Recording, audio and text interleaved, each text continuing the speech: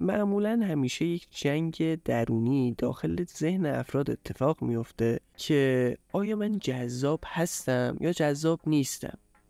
خب شما معمولا جذابتر از اون چیزی هستید که فکر میکنید.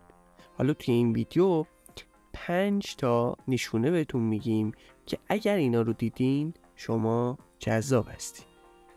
1. مردم غالبا متوجه ورود شما میشن.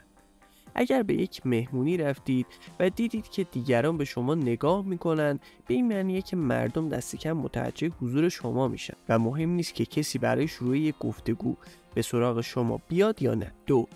معمولا تمایل دارید لبخند بزنید.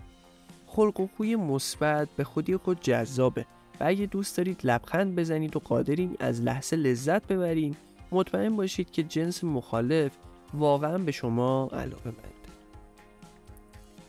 3. خودتونید.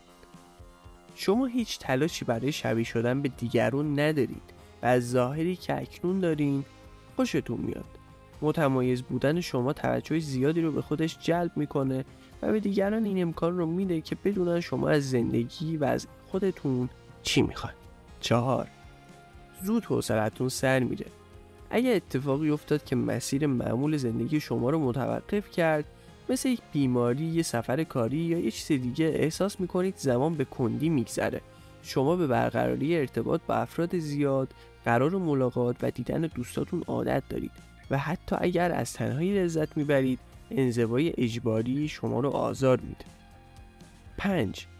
مردم برای شما پیام میفرستند یا با شما تماس میگیرند. حتی اگر در یک رابطه هستید یا همسر دارید، ممکنه علیرغم موقعیت خود از افراد توی شبکه‌های اجتماعی پیام دریافت کنید. البته که باید این پیام‌ها رو نادیده بگیرید.